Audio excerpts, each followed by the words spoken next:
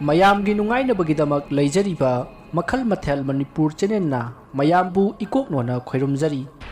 ngasisu mayamgi nungainabagidamak asengba thokiba aki tujungningai oiraba angakpa wari khara puduna laksari wari singasi Vietnam war gi manungda thokiba warini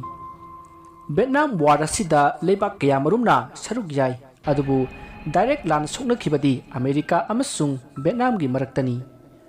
wari asi pathok saba matamda wahai wata aranba asoiba yawrabasu mayamna pukchal songna ngakpigani Vietnam war asi November 1 1955 tagi hawkhi aduga April gi 30 1975 ta loisinkhi Lanpham masida America maithikhi Vietnamna pakkhi masige Lanpham masida America gi lanmisingna Vietnam gi lanmisingda landarami America gi lanmising amasung Vietnam gi lanmising gi marakta soknakhiba ayamba lanphamdi Vietnam gi jungle soknakhi sahi kunmuk soknakhiba lanpham masida America amasung Vietnam gi lanmisingna akiba angakpa thodok kayamarum thingnakhi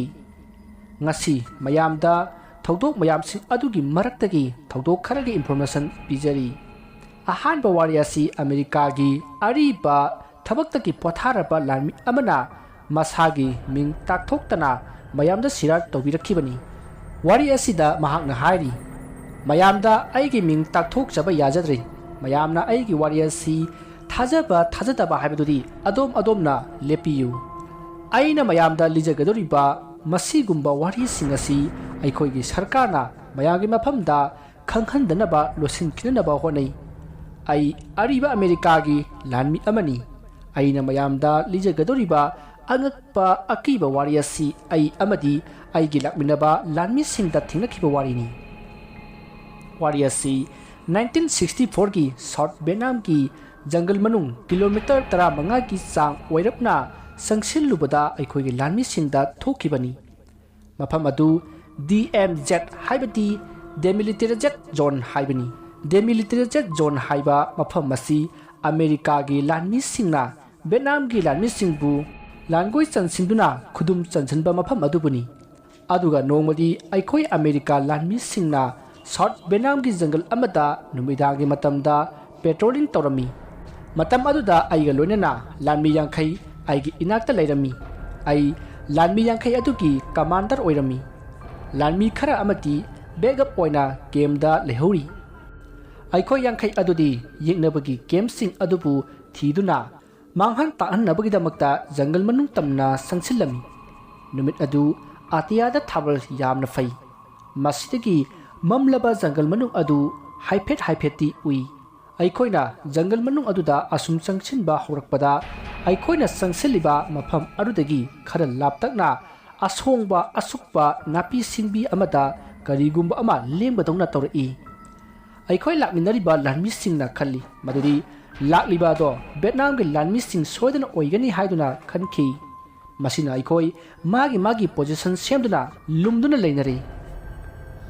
kuina lumduna leiraba matung amamba jungle adugi saruk amada karigumba ama lengbado urai yamna maman khibadagi yamna singnamakti udri tawriba phibam aduda lengliba mafam aduda light thanjiluba yaba nati karigumba ikoina light thanjiluba matamda karigumba Vietnam gi lanmi oiramlabadi light thanjiluba maikai adomda Vietnam gi lanmi sing aduna atat akham lektana nomai kapsilakadoribani masidagi ikoina magi position da leiduna yeknabana masa matanta tholakpado ngairami ngehalerba matungdadi ngasai mafam aduda karino ama lembagum tawkhibado lengakkhidrei madudagi amukhanna kana amata langdapida tuminna jungle manung tamna sangsilaki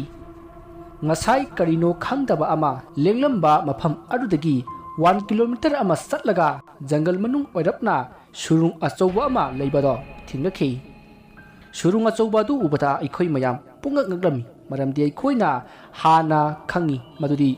Vietnam lanmi singna jungle manung asida surung mayam ama semduna surung sing adubu makoina langi base camp oina seasonai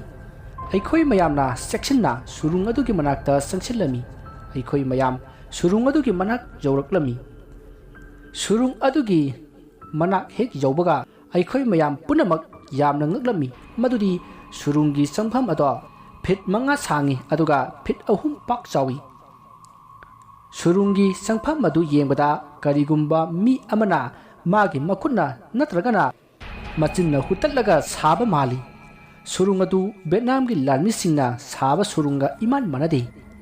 ꯑꯩꯈꯣꯏ ꯂꯥꯛꯃꯤꯟꯅꯔꯤꯕ ꯂꯥꯟꯃꯤ ꯄꯨꯝꯅꯃꯛ ꯁꯨꯔꯨꯡ ꯑꯗꯨꯒꯤ ꯃꯅꯥꯛ ꯅꯛꯅ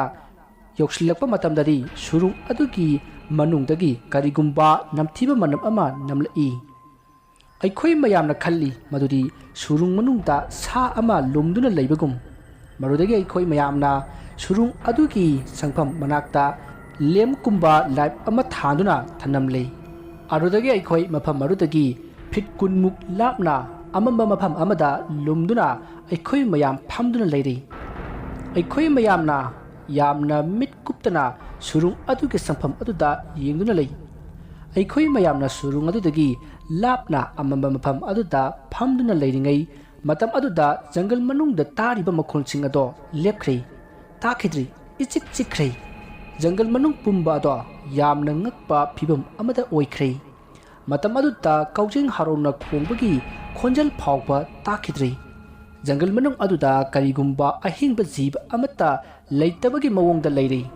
ꯃꯗꯨꯗ ꯑꯩꯈꯣꯏ ꯃꯌꯥꯝꯅ ꯑꯁꯨꯝꯅ ꯈꯜꯂꯛꯏ ꯃꯗꯨꯗꯤ ꯀꯔꯤꯒꯨꯝꯕ ꯐꯠꯇꯕ ꯊꯧꯗꯣꯛ ꯑꯃ ꯊꯣꯛꯂꯒꯗꯕ ꯃꯥꯜꯂꯛꯂꯤ ꯑꯩꯈꯣꯏ ꯃꯌꯥꯝꯅ ꯄꯨꯡ 4 ꯐꯥꯎꯕ ꯑꯩꯈꯣꯏꯅ ꯂꯩꯔꯤꯕ ꯄꯣꯖꯤꯁꯟ ꯑꯗꯨꯗ ꯂꯩꯔꯕ ꯃꯇꯨꯡ ꯁꯨꯔꯨꯡ ꯑꯗꯨꯒꯤ ꯆꯪꯐꯝ ꯃꯅꯥꯛꯇ ꯀꯔꯤꯒꯨꯝꯕ ꯑꯃ ꯂꯦꯡꯕꯗꯧꯅ ꯇꯧꯕ ꯑꯗꯨ ꯎꯔꯛꯏ ꯑꯩꯈꯣꯏ ꯃꯌꯥꯝꯅ ꯁꯨꯔꯨꯡ ꯑꯗꯨꯒꯤ ꯃꯅꯨꯡꯗꯒꯤ ꯀꯔꯤꯒꯨꯝꯕ ꯃꯈꯣꯜ ꯑꯃꯁꯨ ꯇꯥꯔꯛꯏ ꯃꯁꯤꯗꯒꯤ ꯉꯥꯏꯍꯥꯛ ꯂꯩꯔꯕ ꯃꯇꯨꯡ ꯌꯥꯝꯅ ꯉꯛꯄ ꯃꯈꯣꯡ 4 ꯄꯥꯟꯕ ꯁꯥ ꯑꯃ ꯁꯨꯔꯨꯡ ꯑꯗꯨꯒꯤ ꯆꯪꯐꯝ ꯑꯗꯨ ꯌꯧꯔꯕ ꯃꯇꯝꯗꯗꯤ ꯁꯥ ꯑꯗꯣ ꯃꯤꯗꯧꯅ ꯃꯈꯣꯡ 2ꯅ ꯂꯦꯞꯈ꯭ꯔꯦ ꯌꯥꯝꯅ ꯉꯛꯄ ꯁꯥ ꯑꯗꯣ ꯃꯤꯗꯧꯅ ꯎꯔꯝꯃꯤ ꯑꯗꯨꯕꯨ ꯃꯤ ꯑꯁꯦꯡꯕꯗꯤ ꯅꯠꯇꯦ ꯁꯥ ꯑꯗꯨꯒꯤ ꯑꯋꯥꯡꯕꯗꯨ ꯐꯨꯠ 8 ꯃꯨꯛ ꯋꯥꯡꯏ ꯁꯥ ꯑꯗꯨꯅ ꯌꯥꯝꯅ ꯍꯩꯅꯗꯕꯒꯤ ꯃꯑꯣꯡꯗ ꯁꯨꯔꯨꯡꯒꯤ ꯅꯥꯛ ꯌꯦꯠꯇ ꯍꯪꯒꯠ ꯍꯟꯗꯥ ꯆꯠꯇꯨꯅ ꯂꯩꯔꯤ ꯃꯁꯤꯗꯒꯤ ꯉꯥꯏꯍꯥꯛ ꯂꯩꯔꯕ ꯃꯇꯨꯡ ꯁꯥꯗꯧꯅ ꯇꯧꯕ ꯁꯥ ꯑꯃꯁꯨ ꯁꯨꯔꯨꯡ ꯃꯅꯥꯛꯇꯝꯅ ꯂꯥꯛꯈꯤ ꯃꯗꯨꯗꯒꯤ ꯁꯥ 2 ꯑꯗꯣ ꯌꯥꯝꯅ ꯍꯧꯅ ꯀꯔꯤꯒꯨꯝꯕ ꯈ꯭ꯔꯤꯛ ꯈ꯭ꯔꯤꯛ ಲಾꯎꯕ ꯈꯣꯟꯖꯦꯜ ꯑꯃꯗ ꯁꯥ 2 ꯑꯗꯨꯅ ꯈꯣꯡꯂꯛꯏ ꯈꯣꯟꯖꯦꯜ ꯑꯗꯨ ꯂꯤꯟꯗꯒꯤ ꯊꯣꯔꯛꯄ ꯃꯈꯣꯜꯒ ꯆꯞ ꯃꯥꯟꯅꯩ ꯑꯉꯛꯄ ꯁꯥ 2 ꯑꯗꯣ ꯑꯃꯨꯕ ꯃꯆꯨꯅꯤ ꯃꯈꯣꯏ 2 ꯑꯗꯨ ꯀꯔꯤꯒꯨꯝꯕ ꯏꯔꯪ ꯂꯪꯕ ꯐꯤꯖꯣꯜ ꯁꯦꯠꯂꯤ ꯃꯈꯣꯏꯒꯤ ꯈꯨꯠ ꯈꯣꯡ ꯑꯗꯨ ꯃꯤꯑꯣꯏꯕꯒꯤ ꯈꯨꯠ ꯈꯣꯡꯒ ꯌꯥꯝꯅ ꯃꯥꯟꯅꯩ ꯑꯗꯨꯒ ꯃꯈꯣꯏꯒꯤ ꯈꯨꯖꯤꯟ ꯑꯗꯨ ꯌꯥꯝꯅ ꯁꯥꯡꯏ ꯑꯃꯁꯨꯡ ꯆꯥꯎꯏ ꯃꯑꯣꯡ ꯑꯗꯨ ꯖꯪꯒꯜꯒꯤ ꯁꯥꯒꯤ ꯈꯨꯖꯤꯟꯒ ꯆꯞ ꯃꯥꯟꯅꯩ ꯁꯥ 2 ꯑꯗꯨꯁꯨ ꯂꯤꯟꯗꯧꯅ ꯃꯀꯨ ꯄꯥꯜꯂꯤ ꯁꯥ 2 ꯑꯗꯨꯒꯤ ꯃꯁꯥ ꯑꯗꯣ ꯌꯥꯝꯅ ꯐꯩ ꯌꯦꯡꯕꯗ ꯌꯥꯝꯅ ꯃꯄꯥꯡꯒꯜ ꯀꯟꯕꯁꯨ ꯃꯥꯜꯂꯤ ꯑꯗꯨꯒ ꯁꯥ 2 ꯑꯗꯨꯒꯤ ꯃꯀꯣꯛ ꯑꯗꯨꯁꯨ ꯌꯥꯝꯅ ꯆꯥꯎꯏ ꯁꯥꯁꯤꯡ ꯑꯗꯨꯒꯤ ꯃꯃꯤꯠꯁꯤꯡ ꯑꯗꯨꯁꯨ ꯂꯤꯟꯒꯤ ꯃꯃꯤꯠꯀ ꯆꯞ ꯃꯥꯟꯅꯩ ꯁꯥꯁꯤꯡ ꯑꯗꯨꯒꯤ ꯃꯃꯩ ꯑꯃꯠꯇ ꯄꯥꯟꯗꯦ ꯌꯥꯝꯅ ꯉꯛꯄ ꯁꯥ 2 ꯑꯗꯣ ꯁꯨꯔꯨꯡ ꯑꯗꯨꯒꯤ ꯆꯪꯐꯝ ꯃꯅꯥꯛꯇ ꯍꯪꯒꯠ ꯍꯟꯗꯥ ꯆꯠꯇꯨꯅ ꯂꯤꯟꯒꯤ ꯈꯣꯟꯖꯦꯜꯗ ꯈꯣꯡꯗꯨꯅ ꯂꯩꯔꯤ ꯑꯉꯛꯄ ꯁꯥ 2 ꯑꯗꯨ ꯑꯩꯈꯣꯏ ꯃꯌꯥꯝꯅ ꯊꯥꯜꯂꯝꯕ ꯂꯦꯝ ꯑꯗꯨꯒꯤ ꯃꯉꯥꯜꯅ ꯌꯥꯝꯅ ꯁꯦꯡꯅ ꯎꯔꯝꯃꯤ ꯑꯗꯨꯗꯒꯤ ꯈꯪꯍꯧꯗꯅ ꯑꯩꯈꯣꯏ ꯃꯌꯥꯝꯒꯤ ꯋꯥꯈꯜꯗ ꯀꯔꯤ ꯋꯥꯈꯜ ꯈꯜꯂꯨꯔꯕꯅꯣ ꯈꯪꯗꯦ ꯑꯩꯈꯣꯏꯅ ꯄꯥꯏꯔꯤꯕ ꯅꯣꯡꯃꯩꯁꯤꯡ ꯑꯗꯨꯅ ꯁꯥ 2 ꯑꯗꯨꯒꯤ ꯃꯥꯏꯀꯩ ꯇꯝꯅ ꯂꯦꯞꯇꯅ ꯅꯣꯡꯃꯩ ꯀꯥꯞꯁꯤꯜꯂꯦ ꯑꯩꯈꯣꯏ ꯂꯥꯟꯃꯤꯁꯤꯡ ꯑꯃꯗꯤ ꯁꯥ 2 ꯑꯗꯨꯒꯤ ꯃꯔꯛꯇ ꯍꯧꯗꯨꯅ ꯂꯩꯔꯤꯕ ꯎ ꯋꯥꯁꯤꯡ ꯑꯗꯣ ꯑꯩꯈꯣꯏꯒꯤ ꯅꯣꯡꯃꯩ ꯃꯔꯨꯅ ꯄꯥꯟꯕꯗꯒꯤ ꯄꯨꯡꯍꯥꯡ ꯍꯥꯡꯈ꯭ꯔꯦ ꯉꯥꯏꯍꯥꯛ ꯂꯩꯔꯒ ꯑꯩꯒꯤ ꯂꯥꯛꯃꯤꯟꯅꯔꯤꯕ ꯂꯥꯟꯃꯤꯁꯤꯡꯗ ꯑꯩꯅ ꯅꯣꯡꯃꯩ ꯀꯥꯞꯄ ꯂꯦꯞꯅꯅꯕ ꯑꯣꯔꯗꯔ ꯇꯧꯔꯝꯃꯤ ꯅꯣꯡꯃꯩ ꯀꯥꯞꯄ ꯂꯦꯞꯂꯕ ꯃꯇꯨꯡꯗ ꯑꯩꯈꯣꯏꯅ ꯌꯦꯡꯕꯗ ꯁꯥ 2 ꯑꯗꯣ ꯂꯩꯔꯝꯗ꯭ꯔꯦ ꯁꯥ 2 ꯑꯗꯣ ꯁꯨꯔꯨꯡ ꯃꯅꯨꯡꯗ ꯆꯪꯈꯤꯕ ꯃꯥꯜꯂꯤ ꯑꯗꯨꯗꯒꯤ ꯑꯩꯈꯣꯏ ꯃꯌꯥꯝ ꯈꯨꯠꯁꯨ ꯈꯨꯠꯂꯥꯏ ꯔꯦꯗꯤ ꯇꯧꯗꯨꯅ ꯁꯨꯔꯨꯡ ꯑꯗꯨꯒꯤ ꯃꯅꯥꯛꯇꯝꯅ ꯆꯪꯁꯤꯜꯂꯝꯃꯤ ꯃꯔꯝꯗꯤ ꯁꯥ 2 ꯑꯗꯨꯅ ꯑꯩꯈꯣꯏꯗ ꯑꯦꯇꯦꯛ ꯇꯧꯔꯛꯄꯗ ꯁꯥ 2 ꯑꯗꯨꯗꯒꯤ ꯃꯥꯌꯣꯛꯅꯅꯕ ꯍꯣꯠꯅꯔꯤꯕꯅꯤ ꯑꯗꯨꯕꯨ ꯁꯨꯔꯨꯡ ꯑꯗꯨꯒꯤ ꯃꯅꯥꯛ ꯌꯧꯔꯕ ꯐꯥꯎꯕꯗ ꯁꯥ 2 ꯑꯗꯨꯅ ꯑꯩꯈꯣꯏꯗ ꯀꯔꯤꯒꯨꯝꯕ ꯑꯃꯠꯇ ꯇꯧꯔꯛꯇꯦ ꯄꯨꯡ ꯈꯔꯃꯨꯛ ꯁꯥ 2 ꯑꯗꯨꯕꯨ ꯃꯄꯥꯟꯗ ꯊꯣꯔꯛꯄ ꯉꯥꯏꯔꯕ ꯃꯇꯨꯡ ꯑꯩꯈꯣꯏ ꯃꯌꯥꯝꯅ ꯁꯨꯔꯨꯡ ꯑꯗꯨꯒꯤ ꯆꯪꯐꯝ ꯑꯗꯨ ꯗꯤꯇꯣꯔꯅꯦꯇꯔ ꯇꯧꯔꯒ ꯄꯣꯈꯥꯏꯍꯟꯗꯨꯅ ꯃꯇꯝ ꯆꯨꯞꯄꯒꯤ ꯑꯣꯏꯅ ꯊꯤꯡꯖꯤꯜꯂꯝꯃꯤ ꯃꯁꯤꯒꯤ ꯃꯇꯨꯡ ꯑꯩꯈꯣꯏ ꯃꯌꯥꯝ ꯀꯦꯝ ꯇꯝꯅ ꯍꯜꯂꯛꯂꯝꯃꯤ ꯑꯩꯈꯣꯏ ꯃꯌꯥꯝꯅ ꯆꯔꯥꯡ ꯈꯣꯏꯔꯥꯡꯅꯕ ꯐꯥꯎꯔꯝꯃꯤ ꯃꯗꯨꯗꯤ ꯉꯁꯥꯏ ꯑꯩꯈꯣꯏ ꯃꯌꯥꯝꯅ ꯎꯈꯤꯕ ꯁꯥ 2 ꯑꯗꯣ ꯀꯔꯤ ꯁꯥꯅꯣ ꯍꯥꯏꯅ ꯌꯥꯝꯅ ꯈꯟꯖꯥꯟꯅꯔꯝꯃꯤ ꯑꯩꯈꯣꯏ ꯃꯌꯥꯝꯅ ꯁꯦꯅꯤꯌꯔ ꯑꯣꯐꯤꯁꯥꯔꯁꯤꯡꯗ ꯋꯥꯔꯤ ꯑꯁꯤ ꯇꯝꯂꯝꯃꯤ ꯃꯗꯨꯗ ꯃꯈꯣꯏꯅ ꯋꯥꯔꯤ ꯑꯁꯤ ꯑꯇꯩ ꯀꯅꯥꯃꯠꯇꯗ ꯍꯥꯏꯗꯣꯛꯀꯅꯨ ꯇꯝꯊꯣꯛꯀꯅꯨ ꯃꯁꯤꯅ ꯅꯣꯏꯒꯤ ꯑꯃꯗꯤ ꯅꯣꯏꯒꯤ ꯏꯃꯨꯡ ꯃꯅꯨꯡꯒꯤ ꯌꯥꯏꯐꯅꯕ ꯑꯣꯏꯒꯅꯤ ꯍꯥꯏꯔꯛꯈꯤ ꯆꯍꯤ ꯀꯌꯥ ꯍꯧꯈ꯭ꯔꯕ ꯃꯇꯨꯡ ꯄꯕ꯭ꯂꯤꯛ ꯃꯌꯥꯝꯗ ꯋꯥꯔꯤ ꯑꯁꯤ ꯂꯤꯊꯣꯛꯆꯕꯅꯤ ꯃꯔꯝꯗꯤ ꯑꯩ ꯑꯍꯟ ꯑꯣꯏꯁꯤꯜꯂꯛꯂꯤ ꯃꯔꯝ ꯑꯗꯨꯅ ꯑꯩ ꯁꯤꯅꯤ ꯍꯥꯏꯕꯒꯤ ꯑꯀꯤꯕ ꯂꯩꯇ꯭ꯔꯤ ꯅꯨꯃꯤꯠ ꯑꯗꯨꯒꯤ ꯅꯨꯃꯤꯗꯥꯡꯗ ꯚꯤꯌꯦꯠꯅꯥꯝꯒꯤ ꯖꯪꯒꯜ ꯃꯅꯨꯡꯗ ꯊꯦꯡꯅꯈꯤꯕ ꯑꯁꯦꯡꯕ ꯊꯧꯗꯣꯛꯁꯤꯡ ꯑꯗꯨ ꯃꯌꯥꯝꯗ ꯂꯣꯏꯅ ꯂꯤꯖꯔꯤ ꯋꯥꯔꯤ ꯑꯁꯤ ꯊꯥꯖꯕ ꯊꯥꯖꯗꯕ ꯍꯥꯏꯕꯗꯨꯗꯤ ꯃꯌꯥꯝꯗ ꯂꯩꯖꯔꯤ ꯁꯥ ꯑꯗꯨꯒꯤ ꯑꯁꯦꯡꯕ ꯐꯣꯇꯣꯗꯤ ꯅꯠꯇꯦ ꯑꯗꯨꯕꯨ ꯁꯥ ꯑꯗꯨꯒꯤ ꯐꯤꯕꯝ ꯃꯑꯣꯡꯗꯨ ꯑꯁꯨꯝꯅ ꯇꯧꯏ ꯍꯥꯏꯕꯗꯨ ꯃꯌꯥꯝ ꯄꯨꯟꯅ ꯌꯦꯡꯃꯤꯟꯅꯁꯤ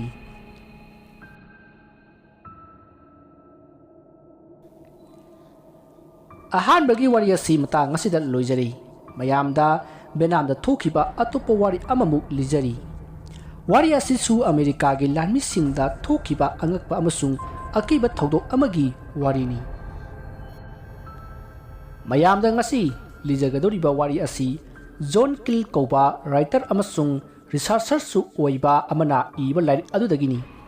ꯂꯥꯏꯔꯤꯛ ꯑꯗꯨꯒꯤ ꯃꯃꯤꯡꯅ ꯗ ꯃꯣꯃꯦꯟ ꯄ꯭ꯔꯣꯐꯦꯁꯤꯁ ꯀꯧꯏ ꯂꯥꯏꯔꯤꯛ ꯑꯁꯤ ꯖꯨꯟ 23, 1975ꯗ ꯐꯣꯡꯈꯤ ꯑꯗꯨꯒ ꯑꯃꯅ ꯂꯥꯏꯔꯤꯛ ꯑꯁꯤꯗ ꯃꯥꯂꯦꯝꯒꯤ ꯃꯐꯝ ꯈꯨꯗꯤꯡꯃꯛꯇ ꯊꯣꯛꯄ ꯑꯉꯛꯄ ꯑꯃꯗꯤ ꯑꯀꯤꯕ ꯊꯧꯗꯣꯛ ꯀꯌꯥꯒꯤ ꯋꯥꯔꯤ ꯌꯥꯎꯔꯤ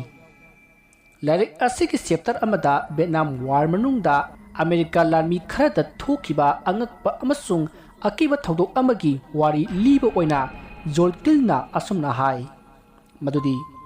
ꯖꯨꯟꯒꯤ ꯇꯥꯡ 10, 1960ꯒꯤ ꯑꯜꯃꯣꯔꯤꯟꯁꯟ ꯀꯧꯕ ꯑꯃꯦꯔꯤꯀꯥꯟ ꯁꯣꯜꯖꯔ ꯑꯃꯅ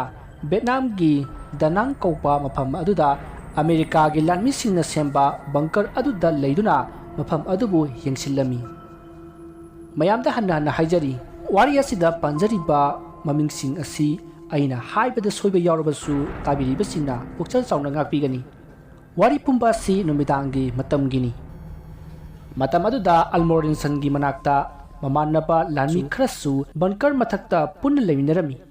ꯃꯈꯣꯏꯅ ꯕꯟꯀꯔꯗꯒꯤ ꯃꯐꯝ ꯑꯗꯨ ꯌꯦꯡꯁꯤꯟꯗꯨꯅ ꯂꯩꯔꯤꯉꯩꯗ ꯂꯥꯞꯇꯛꯅ ꯑꯇꯤꯌꯥꯗ ꯀꯔꯤꯒꯨꯝꯕ ꯏꯔꯪ ꯂꯪꯕ ꯃꯉꯥꯜ ꯑꯃ ꯎꯔꯝꯃꯤ ꯃꯉꯥꯜ ꯑꯗꯨ ꯃꯈꯣꯏꯅ ꯂꯩꯔꯤꯕ ꯃꯥꯏꯀꯩ ꯑꯗꯣꯝꯗ ꯇꯞꯅ ꯇꯞꯅ ꯂꯥꯛꯂꯝꯃꯤ ꯃꯉꯥꯜ ꯑꯗꯨ ꯃꯈꯣꯏ ꯂꯥꯟꯃꯤꯁꯤꯡꯅ ꯂꯩꯔꯤꯕ ꯃꯐꯝ ꯑꯗꯨ ꯌꯧꯔꯕ ꯃꯇꯝꯗꯗꯤ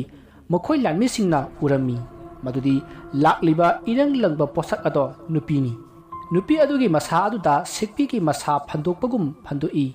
ꯅꯨꯄꯤ ꯑꯗꯨꯒꯤ ꯍꯛꯆꯥꯡꯗ ꯀꯔꯤꯒꯨꯝꯕ ꯐꯤꯖꯣꯜ ꯑꯃꯠꯇ ꯊꯣꯟꯗꯦ ꯑꯗꯨꯒ ꯅꯨꯄꯤ ꯑꯗꯨꯒꯤ ꯃꯁꯝ ꯑꯗꯨ ꯌꯥꯝꯅ ꯁꯥꯡꯏ ꯑꯗꯨꯒ ꯃꯁꯝ ꯑꯗꯨꯁꯨ ꯊꯥꯗꯣꯛꯏ ꯅꯨꯄꯤ ꯑꯗꯨꯒꯤ ꯏꯁꯀꯤꯟ ꯑꯗꯨ ꯃꯨꯔꯝꯃꯤ ꯑꯗꯨꯒ ꯅꯨꯄꯤ ꯑꯗꯨꯒꯤ ꯍꯛꯆꯥꯡꯗꯒꯤ ꯀꯔꯤꯒꯨꯝꯕ ꯏꯔꯪ ꯂꯪꯕ ꯃꯉꯥꯜ ꯑꯃ ꯊꯥꯗꯣꯛꯂꯤ ꯅꯨꯄꯤ ꯑꯗꯨꯒꯤ ꯁꯦꯛꯄꯤ ꯃꯁꯥ ꯑꯗꯨꯅ ꯍꯨꯝꯂꯛꯄꯗ ꯀꯔꯤꯒꯨꯝꯕ ꯃꯈꯣꯜ ꯑꯃꯠꯇ ꯊꯣꯛꯇꯦ ꯁꯦꯛꯄꯤ ꯃꯁꯥ ꯄꯥꯟꯕ ꯑꯄꯥꯏꯕ ꯅꯨꯄꯤ ꯑꯗꯨ ꯎꯔꯨꯕꯗ ꯑꯜꯃꯣꯔꯟꯁꯟ ꯑꯃꯗꯤ ꯃꯍꯥꯛꯀꯤ ꯃꯃꯥꯟꯅꯕ ꯂꯥꯟꯃꯤꯁꯤꯡ ꯑꯗꯣ ꯄꯨꯡꯉꯛ ꯉꯛꯈ꯭ꯔꯦ ꯃꯈꯣꯏꯁꯤꯡ ꯐꯤꯕꯝ ꯑꯗꯨꯗ ꯀꯔꯤ ꯇꯧꯁꯤꯒꯦ ꯍꯥꯏꯕꯗꯨ ꯈꯟꯐꯝ ꯈꯪꯗ꯭ꯔꯤ ꯃꯈꯣꯏ ꯃꯌꯥꯝꯅ ꯉꯛꯇꯨꯅ ꯅꯨꯄꯤ ꯑꯗꯨꯅ ꯄꯥꯏꯗꯨꯅ ꯃꯈꯣꯏꯒꯤ ꯃꯅꯥꯛ ꯇꯝꯅ ꯂꯥꯛꯂꯤꯕꯗꯣ ꯌꯦꯡꯗꯨꯅ ꯂꯩꯔꯤ ꯃꯁꯤꯗꯒꯤ ꯑꯄꯥꯏꯕ ꯅꯨꯄꯤ ꯑꯗꯨ ꯑꯃꯦꯔꯤꯀꯥ ꯂꯥꯟꯃꯤꯁꯤꯡ ꯑꯗꯨꯒꯤ ꯃꯀꯣꯛꯀꯤ ꯃꯊꯛꯇ ꯌꯧꯁꯤꯜꯂꯛꯂꯝꯃꯤ ꯅꯨꯄꯤ ꯑꯗꯨ ꯑꯃꯦꯔꯤꯀꯥ ꯂꯥꯟꯃꯤꯁꯤꯡꯒꯤ ꯃꯀꯣꯛꯇꯒꯤ ꯐꯤꯠ 8 ꯋꯥꯡꯅ ꯄꯥꯏꯗꯨꯅ ꯂꯩꯔꯝꯃꯤ ꯑꯃꯦꯔꯤꯀꯥꯒꯤ ꯂꯥꯟꯃꯤꯁꯤꯡ ꯑꯗꯨ ꯋꯥꯈꯜꯗ ꯀꯔꯤꯅꯣ ꯃꯈꯣꯏꯅ ꯎꯔꯤꯕꯁꯤꯕꯨ ꯍꯥꯏꯅ ꯐꯨꯡꯕꯪꯅꯔꯝꯃꯤ ꯃꯗꯨꯗꯒꯤ ꯄꯥꯏꯗꯨꯅ ꯂꯩꯔꯤꯕ ꯅꯨꯄꯤ ꯑꯗꯨꯅ ꯑꯃꯦꯔꯤꯀꯥꯒꯤ ꯂꯥꯟꯃꯤꯁꯤꯡ ꯑꯗꯣ ꯎꯔꯝꯃꯤ ꯃꯗꯨꯗꯒꯤ ꯅꯨꯄꯤ ꯑꯗꯣ ꯑꯁꯨꯝ ꯂꯥꯞꯊꯣꯛꯈꯤꯗꯨꯅ ꯄꯥꯏꯗꯨꯅ ꯆꯠꯈ꯭ꯔꯦ ꯋꯥꯔꯤ ꯄꯨꯝꯕ ꯑꯁꯤ ꯃꯤꯅꯤꯠ 3 ꯅꯠꯇ꯭ꯔꯒ ꯃꯤꯅꯤꯠ 4ꯒꯤ ꯋꯥꯔꯤꯅꯤ ꯋꯥꯔꯤ ꯑꯁꯤ ꯂꯤꯅ ꯂꯤꯅ ꯖꯣꯜꯀꯤꯟꯅ ꯑꯁꯨꯝꯅ ꯍꯥꯏ ꯃꯗꯨꯗꯤ ꯚꯤꯌꯦꯠꯅꯥꯝꯗ ꯑꯁꯤꯒꯨꯝꯕ ꯁꯨꯄꯔꯅꯦꯆꯔꯦꯜ ꯑꯦꯟꯇꯤꯇꯤ ꯍꯤꯡꯆꯥꯕꯤ ꯀꯌꯥ ꯐꯪꯏ ꯃꯗꯨꯗꯤ ꯑꯍꯤꯡꯒꯤ ꯃꯇꯝꯗ ꯃꯤꯕꯨ ꯐꯥꯔꯝꯃꯤ ꯑꯗꯨꯒ ꯆꯥꯔꯝꯃꯤ ꯀꯝꯗꯧꯅꯅꯣ ꯈꯪꯗꯦ ꯀꯃꯥꯏꯅ ꯁꯨꯄꯔꯅꯦꯆꯔꯦꯜ ꯑꯦꯟꯇꯤ ꯑꯗꯨꯅ ꯑꯃꯦꯔꯤꯀꯥ ꯂꯥꯟꯃꯤꯁꯤꯡ ꯑꯗꯨꯕꯨ ꯊꯥꯗꯣꯛꯂꯝꯂꯤꯕꯅꯣ ꯍꯥꯏꯕꯗꯣ ꯀꯔꯤꯒꯤꯅꯣ ꯈꯪꯗꯦ ꯃꯇꯥꯡ ꯑꯁꯤꯗ ꯑꯅꯤꯁꯨꯕ ꯋꯥꯔꯤ ꯑꯁꯤ ꯂꯣꯏꯖꯔꯤ ꯅꯨꯄꯤ ꯑꯗꯨꯒꯤ ꯑꯁꯦꯡꯕ ꯐꯣꯇꯣꯗꯤ ꯅꯠꯆꯗꯦ ꯑꯗꯨꯕꯨ ꯅꯨꯄꯤ ꯑꯗꯨꯒꯤ ꯐꯤꯕꯝ ꯑꯗꯨ ꯑꯁꯨꯝꯅ ꯇꯧꯏ ꯍꯥꯏꯕꯗꯨ ꯎꯠꯆꯔꯤ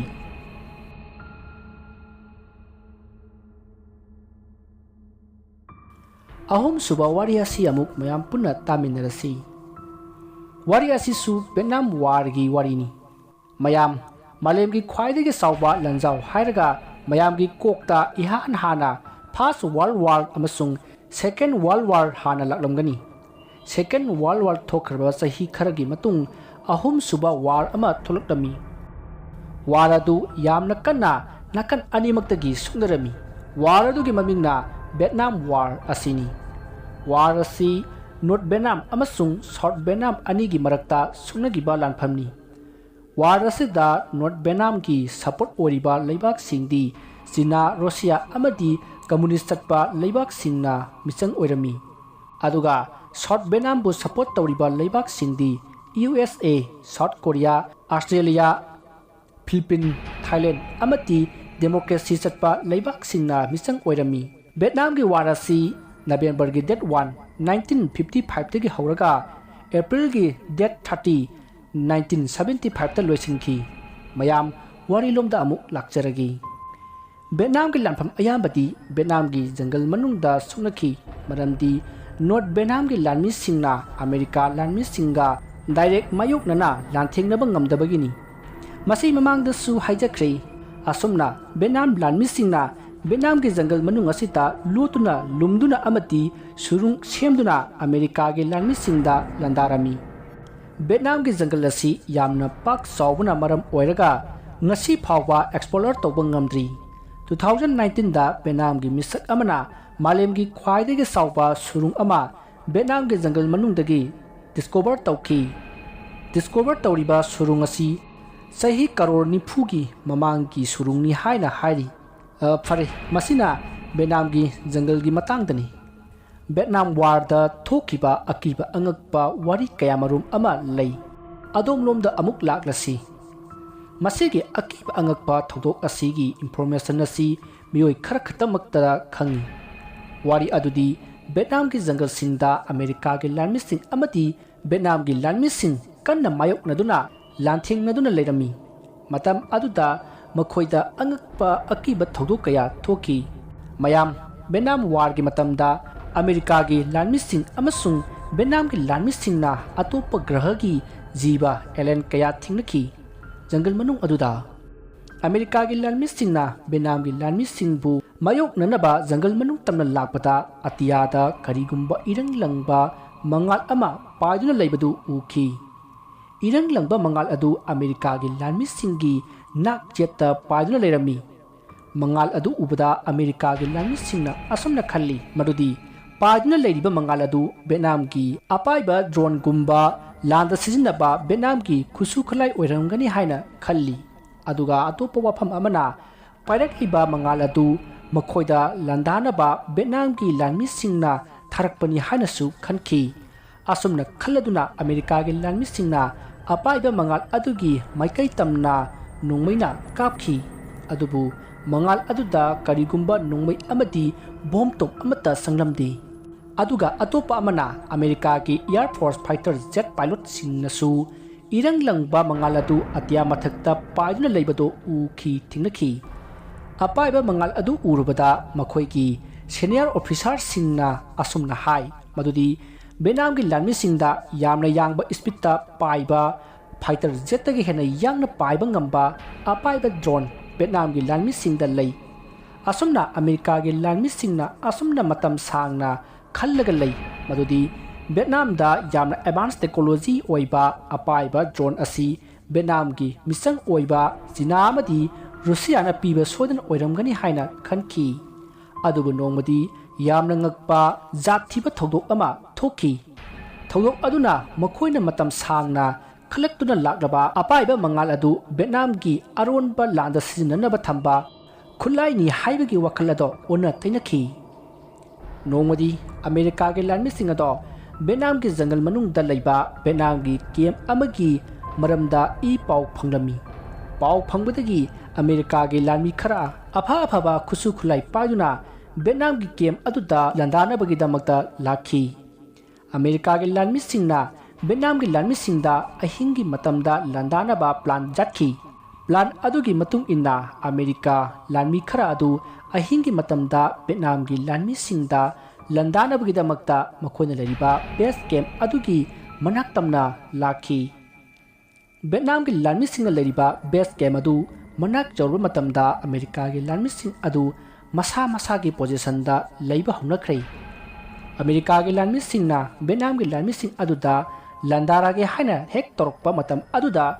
अतियादा ब्लू मचुगी इरंग लंगबा मंगाल अमा पाइबदु उरखी ब्लू मचुगी मंगाल अदो वियतनाम की बेस कैम्प लेरिबा अदोमदा पाइसिनखी अदुगा वियतनाम की बेस कैम्प अदुगी नाक जेता कुइलै लेदुना पाइदुना लैखी अदुमना तोरकपा अदुदा वियतनाम की लानमिसिंग अदुना पाइदुना लेरिबा ब्लू मचुगी मंगाल अदुदा नोंमै कापसिनखी वियतनाम लानमिसिंगी नोंमै कापा अदुना पाइरिबा मंगाल अदुदा करिगुंबा अमत्ता असोक अपन सोहलमदे करिसु तौबा nglamdi मरुदगी अपाइबा ब्लू मचुगी मंगाल अदो अतियादा खरा वांगना पाइखत्खै अदुगा ब्लू मचुगी मंगाल अदुदगी व्हाइट कलर की लेजर कापथरक्लिबा लेजर अदुना तारिबा मफम अदु angakpa phangna bom pokhai badongna pokhai rakhi blue मचुगी अपाइबा मंगाल अदुदगी कापथरक्लिबा व्हाइट कलर की लेजर अदुना वियतनाम की बेस कैम्प अदु अमांगता थोहलमी अहिंगी मतम अदुदा वियतनाम की जंगल पुंबदा वियतनाम की लानमिसिंगी लाव खोंगपकी मखोलना पुमनिन निलमी मिनिट खरमुक वियतनाम की बेस कैम्प अदुदा लेजर कापलमलबा मतुंग ब्लू मचुगी मंगाल अदो अत्या मथक्ता पाइदुना सटख्रे थोकलिबा थोदोक पुनमक असि उबदा अमेरिका की लानमिसिंग अदु पुंगक नखरे अमेरिका लानमिसिंग अदु तसेंगना खंगले मदुदी अपाइबा ब्लू मचुगी मंगाल अदु वियतनाम की अरोनबा खुलाई अमन नत्ति हाइबा खंगलखी मसिगी अपाइबा पोसक असिदी अतोपा पोसक अमनी अहिंग चुप्पा मा अमेरिका की लानमिसिंग अदुना ngaiduna leiraba matung अमेरिका लानमि खरा अदुना वियतनाम की बेस कैम्प तमना संगसिनखी मफम अदु जोरकपदा अमेरिका की लानमिसिंग अदुना माइकई मरीमक्ता वियतनाम की लानमिसिंग की असीबा हक्सांग अमति खुसु खुलाई तादुना लेरिबदो उरमी वियतनाम लानमिसिंग अदुगी असीबा हक्सांगसिंग अदो यामना फिबम काइना मैना सागलमी अदुगा मखोई की खुसु खुलाई सिंग अदो असाबा मैना मफम अदुदा साक्तुना लेबना मरम ओइरगा मही लांगलमी मसिदगी अमेरिका की लानमिसिंग अदुना मांग ताकलबा वियतनाम की लानमिसिंग की केम अदुगी फोटो कयामरुम अमा कापखी मरुदगी अमेरिका की लानमिसिंग अदो मखोई की बेस कैम्प तना हलकले मसिदगी अमेरिका की लानमिसिंगना खंगले मदुदी अपाइबा ब्लू मचुगी मंगाल अदो वार असिदा माइकई अनिमकी मिचंग ओइदबिदा लानसी यावबनी हाइबसी खंगलखी मसिदा नतना अमसु खंगलखी मदुदी अपाइबा ब्लू मचुगी मंगाल अदुना करिगुंबा मरम खरदगी जंगल अदुगी मफम खरपु मियोइबगी मफमदगी यामना लापना थंबा पामबदगी ओइरमी angakpa apaiba blue मचुगी मंगाल थिंगनबगी वारी असि मसि खक्ता नते मंगाल असि थिंगनखिबगी अतोपा वारी कयामरुम अमसु लैरी असिगुंबा थोदोक असि वियतनाम वारदा कयामरुम अमा थोंगनखि मयाम इरंग लंगबा मंगाल अदुगी असेंगबा फोटोदि नते हाइफेट मानबा फोटोनी येंगमिनसि मरिसुबा वारी असिसु अमुक लिजरी वारी असिसु वियतनाम वार थोखिबा वारिनी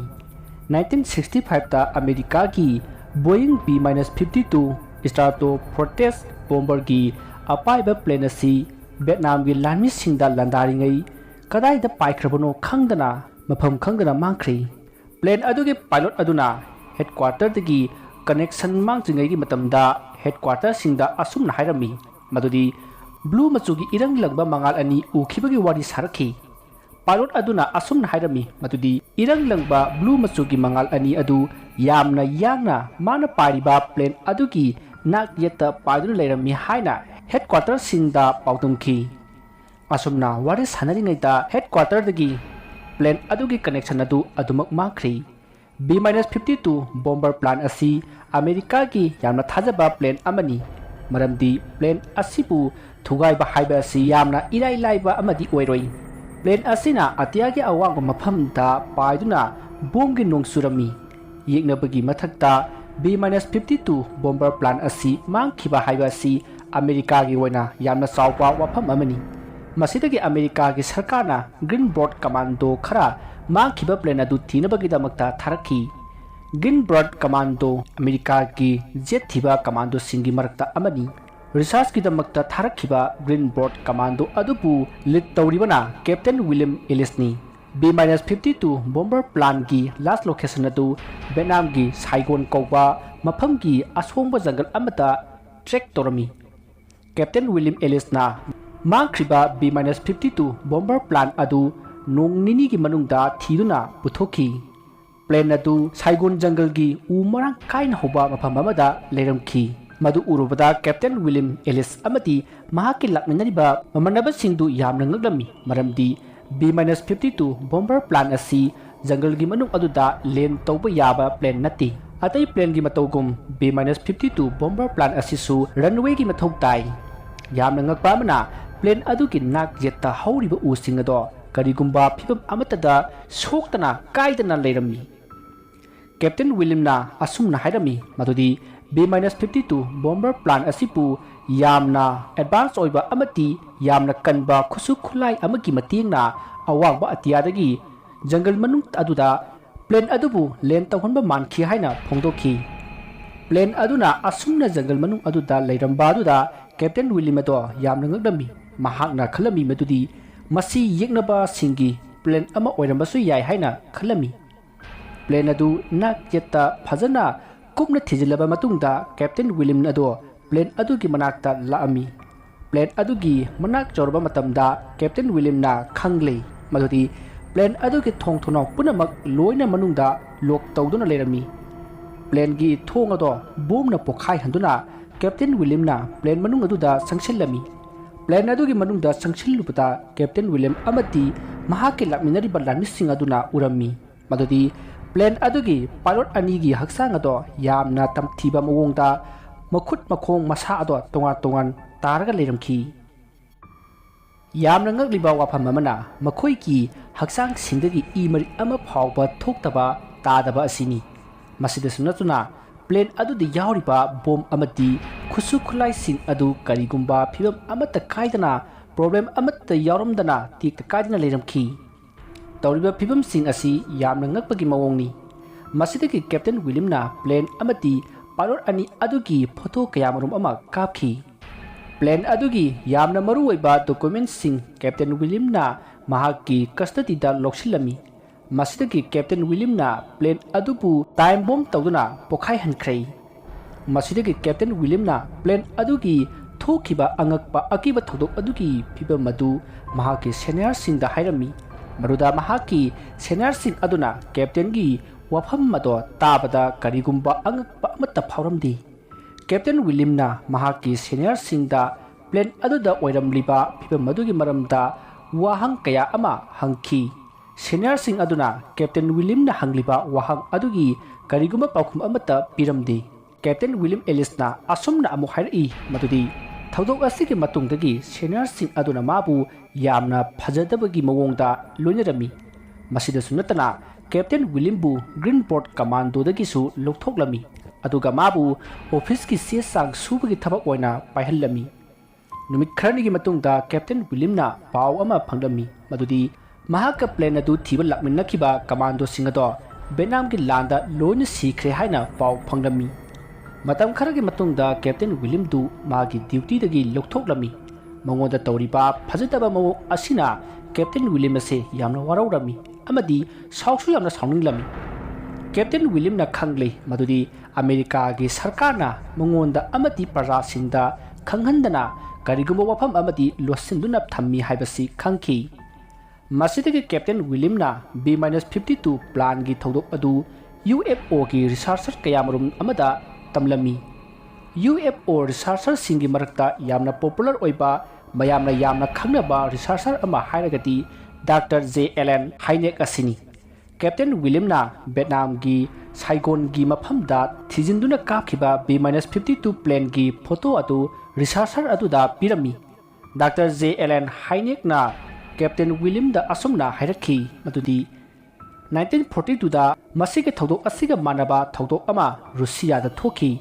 Russia gi military gi cargo kaupa jet amana pairingai matam aduda ikhang khanghodana makhi madudagi Russia military na thibada jet ado Siberia gi jungle gi mafam amada phanglami jet adudi Russia gi military na thiba phangle adubu jet aduda tunglamba crew member sing adudi karai ta chakrabano haibudi thiba adumak phangkhidrei Captain William da B-52 bomber adu da thokiba thodok adugi maramda UFO researcher Dr. J.L.N. Hynek ta haiduba numitagi mahakpu hatkhe haina attempt kaya marum ama torokhi mahakpu hadanaba attempt kaya torokpa asidagi mahak kanjanabagi dama Captain William America state ki mafam amada lotuna leirammi America ki sarkarna Vietnam gi lanphamda UFO amasung alien thengnabagi wafam singasi aranba oidaba wafam ni haina haikhi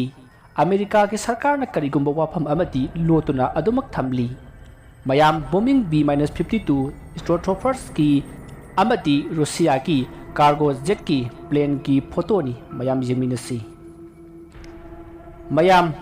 manga suba wari asi amuk lijerak lagi wari asi su Vietnam war da thokiba warini nongma Vietnam war ki matamda America gi lanmi singna Vietnam ki jungle manungda green alien ama thengnakhi alien adu urubada American larmi amana alien adu da khanghodana nongmai kapkhi maduda alien ado numoina palbadagi sirammi alien aduna siba kud aduda alien aduna siduna leiriba mafam marudagi irap laptana karigumba irang langba mangat ama paikhalai masidagi yamna yagna atya mathakta paikhalai aduga khanghodana mangkhi mayam Vietnam gi war asi sahi kunmuk changna songnakhi sahi kunmuk sungnaba lanpham asida Vietnam gi jungle manungda yamna ngakpa akiba thodok kaya marum ama thengnakhi wari asi matang asida loijari wari sing asi mamangdasu Vietnam gi maramda thabirakraba writer Jalex na thabirakwa warini mayam baroibada amukka hanna khoirumjari